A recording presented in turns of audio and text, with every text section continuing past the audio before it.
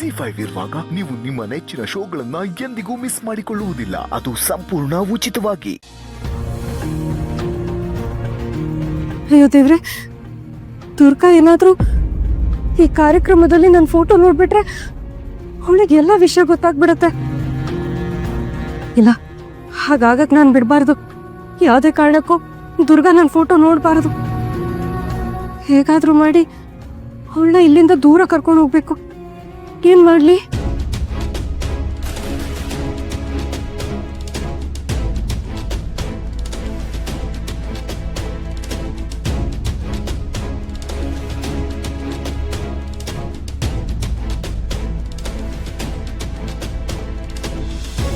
ದುರ್ಗಾ, ಕೆಲಸ ಎಲ್ಲ ಹೇಗನ್ನಿಸ್ತು? ಅಡ್ಜಸ್ಟ್ ಆಗ್ತಾ ಇದೆಯಾ? ಎಲ್ಲ ಚೆನ್ನಾಗಿದೆ ಸರ್. ನಮ್ಮ ಕ್ವಾರ್ಟರ್ಸಲ್ಲೇ ಉಳ್ಕೊಂಡಿರೋದಲ್ಲ? ಹೌದು sir. Very good, very good. ಏನಾರು ತೊಂದರೆ ಆದರೆ ಅಥವಾ ಏನಾರು ಬೇಕು ಅಂದರೆ ನಮಗೆ ತಿಳಿಸಮ್ಮ. ಇಲ್ಲ ಸರ್, ಎಲ್ಲ ಚೆನ್ನಾಗಿದೆ.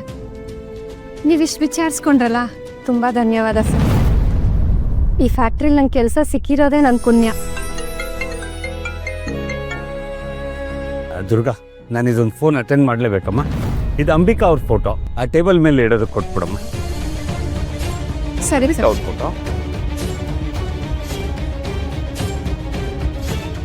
ಜೋಪಾನ.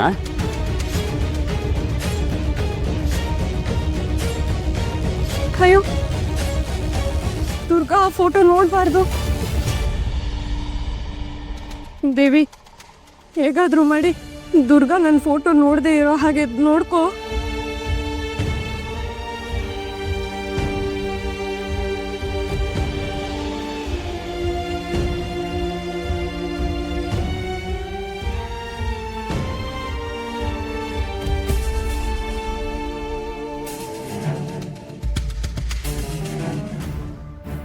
ದೇವಿ,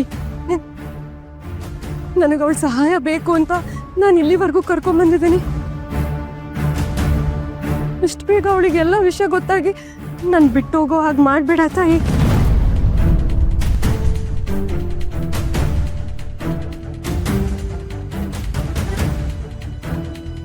ನೀನೇ ಅವಳು ನನ್ನ ಮಗಳನ್ನ ಕಾಪಾಡೋಳು ಅಂತ ನನ್ನ ಹತ್ರ ಕಳಿಸಿದ್ಯಾ.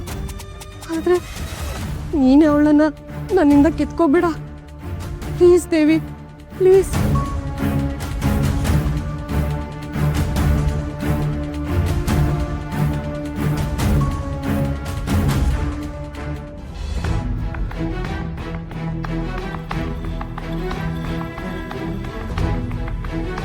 ಓ, ಪಿನ್ ಹಾಕಿದಾರಾ?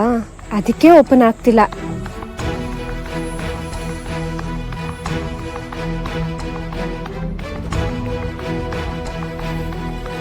ಇವ್ರು ಹೇಗಿರ್ಬೋದು? ಎಲ್ಲರ ಇವ್ರ ಬಗ್ಗೆ ಒಳ್ಳೇದೇ ಮಾತಾಡ್ತಾರೆ, ಎಲ್ಲರ ಜೊತೆ ಅವ್ರು ತುಂಬಾ ಚೆನ್ನಾಗಿದ್ರು ಅಂತಾರೆ. ಆದ್ರೆ ನಾನು ಇವ್ರ ಮುಖಾನೇ ನೋಡಿಲ್ವಲ್ಲ. ಒಂದ್ಸಲ ನೋಡ್ಲಾ?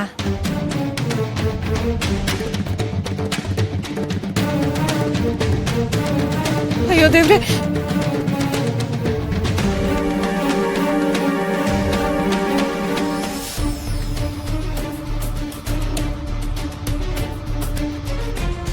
ನೀವಾ?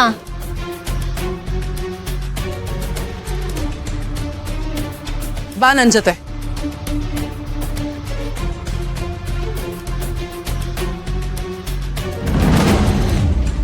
ಯಾಕ್ರಿ ಈ ತರ ಹೇಳ್ಕೊಂಡ್ ಬರ್ತಿದ್ದೀರಾ? ಏನ್ ನಿಮ್ ಸಮಸ್ಯೆ? ನಿಜ ಹೇಳು, ಆ ಬಟ್ಟೆ ಸ್ಯಾಂಪಲ್ಸ್ ನ ಹೇಗ್ ರೆಡಿ ಮಾಡ್ದೆ? ನನಗ್ ಯಾಕೋ ನಿನ್ ಮೇಲೆ ಅನುಮಾನ ಬರ್ತಾ ಇದೆ. ಅವತ್ ಕಂಪನಿಗೆ ಜಾಯಿನ್ ಆಗಿರೋ ಟೈಮಲ್ಲೂ ಅಷ್ಟು ಬೇಗ ಅಷ್ಟು ದೊಡ್ಡ ಪ್ಯಾಕಿಂಗ್ ನ ಹೇಗ್ ಮುಗಿಸ್ದೆ ನೀನು?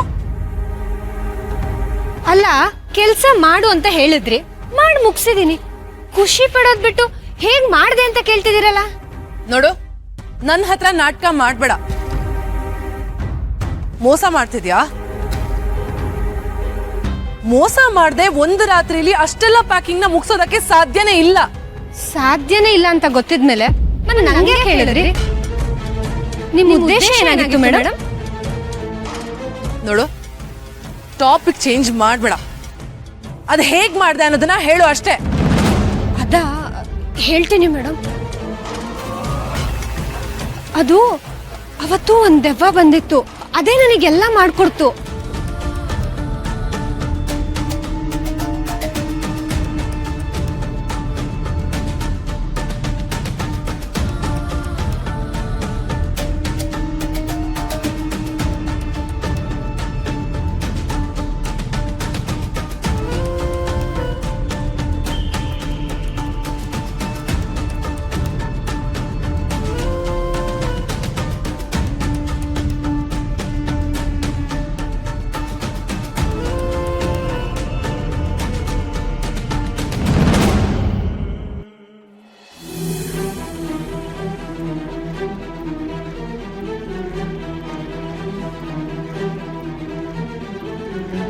ಭಯ ಆಯ್ತಾ ಮೇಡಮ್? ಪಾಪ ನನಗಂತೂ ಇವಾಗ ತುಂಬಾ ಖುಷಿ ಆಗ್ತಿದೆ. ಇಷ್ಟೇನಾ ದೆವ್ವಕ್ಕೆ ಹೆದ್ರೋಳು ನಾನು ಒಬ್ಳೇ ಅನ್ಕೊಂಡಿದ್ದೆ. ಇವಾಗ ನನಗಿಂತ ಹೆದ್ರೋರು ನೀವು ಅಂತ ಗೊತ್ತಾಯ್ತು. ಏಯ್, ನನ್ನ ಹತ್ರನೇ ತಮಾಷೆ ಮಾಡ್ತಿದ್ಯಾ? ನೋಡು, ಸಮಾಧಾನ ಮೇಡಮ್. ನೋಡಿ, ನನಗೆ ಮಾಡಕ್ ತುಂಬಾ ಕೆಲ್ಸ ಇದೆ. ನಿಮ್ ಹತ್ರ ಮಾತಾಡ್ಕೊಂಡು ಕೂಗಾಟ ಎಲ್ಲ ಕೇಳಿಸ್ಕೊಳ್ಳೋಷ್ಟು ಟೈಮ್ ಇಲ್ಲ. ನಾನ್ ಬರ್ತೀನಿ.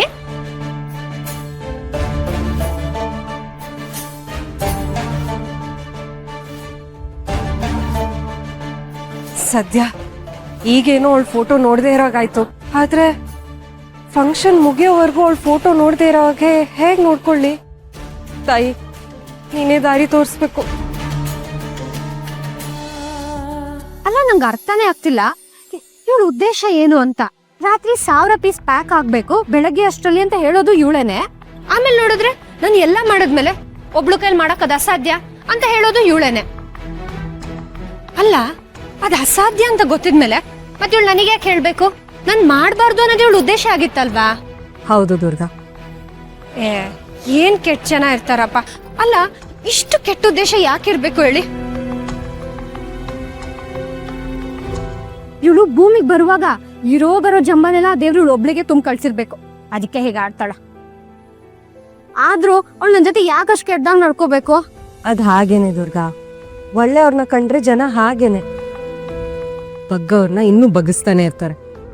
ಆ ಮಾಯನೂ ಹಾಗೆ ಕೆಟ್ಟ ಕ್ರಿಮಿ ಅವಳು. ಅದು ನಿಜ.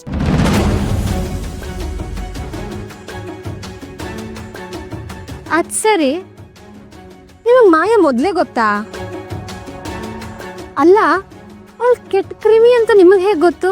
ಅದು ನನಗೆ ಮಾಯನ್ ಬಗ್ಗೆ ಏನೂ ಗೊತ್ತಿಲ್ಲ.